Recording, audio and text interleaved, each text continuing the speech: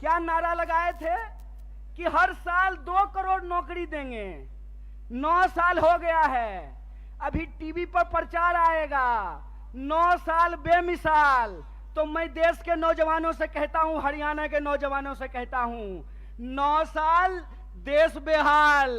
पूछो कि 9 साल में 18 करोड़ नौकरी क्यों नहीं है, यह सवाल प्रधानमंत्री से पूछना जाना चाहिए। और आपने कहा था ना कि किसानों की आमदनी हम दुगनी कर देंगे। किसानों को 1 साल तक इस दिल्ली के बॉर्डर पे जाकर के आंदोलन करना पड़ा था। सैकड़ों किसानों को अपनी जान गंवानी पड़ी थी। और ये जिसका जिसका नाम लेते हैं ना, उसके साथ बेईमानी करते हैं। 9 साल दोस्त बेमिसाल, 9 साल देश बेहाल। यह सच्चाई देश के लोगों को समझना पड़ेगा। पहले किसानों को ठगा, फिर जवानों को ठगा। बोलिए, अग्निवीर आया है कि नहीं आया है?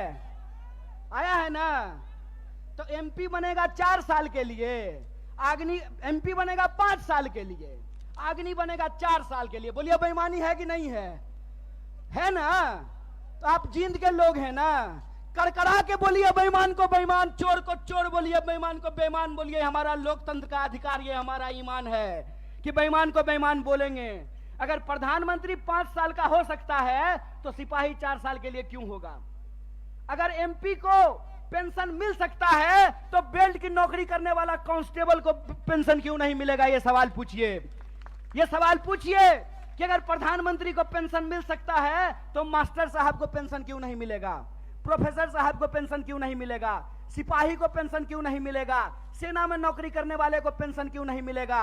और मैं अपने बड़े भाई दीपेंद्र साहब के सामने आपसे वादा करता हूं, कांग्रेस का हाथ मजबूत कीजिए, भारतीय राष्ट्रीय कांग्रेस को लेकर के आइए। हमने हिमाचल में ओल्ड पेंशन स्कीम लागू किया है, हरियाणा में भी ओल्ड पेंशन स्कीम को लागू करेंगे। इस बात को याद रखिएगा। इसीलिए हम कहते हैं कि यह देश एक बदलाव चाहता है। हम मानते हैं कि आपको हमसे कुछ नाराजगी होगी।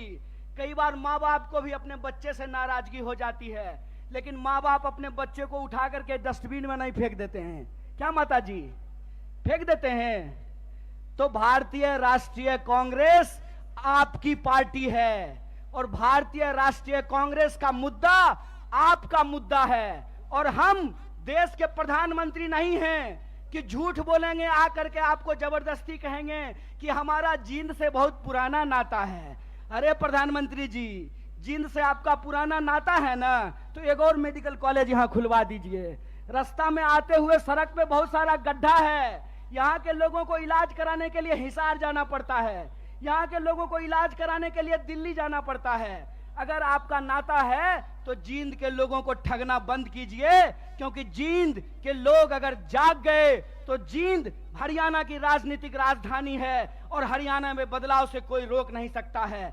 अगर आप परिवर्तन करेंगे तो हमारा वादा है कि हरियाणा को हम बेरोजगारी में नहीं, रोजगार में नंबर 1 बनाएंगे। हम हरियाणा के लोगों को, हरियाणा के नौजवानों को रोजगार से जोड़ेंगे। भारत जोड़ो यात्रा का संदेशा बिल्कुल साफ है।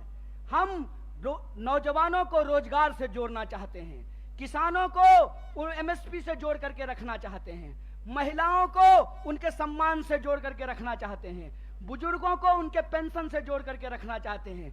इसीलिए हमारा जो लड़ाई है, हमारा जो संघर्ष है, वो कुर्सी की लड़ाई नहीं है। हमारा जो संघर्ष है वो सत्ता की नहीं है, सत्य की है। तो मैं आप तमाम जींद के लोगों से यह अपील लेना चाहता हूं, मैं आप तमाम लोगों से यह आग्रह करना चाहता हूं, सत्य की इस लड़ाई में लोग कहते हैं कि बिहार भी राजनीतिक रूप से बहुत सक्रिय जगह है, बिहार भी बहुत राजनीतिक रूप से सक्रिय है, लेकिन कई बार चिराग तले अंधेरा होता है। नमस्कार, मैं हूं मानक गुप्ता। अगर आपको हमारा ये वीडियो पसंद आया हो तो इसे लाइक और शेयर जरूर करें, और हां, हमें सब्सक्राइब और फॉलो करना ना भूलें ताकि आप देश और दुनिया की कोई खबर मिस ना करें। तो जुड़े रहिए हमारे साथ और देखते रहिए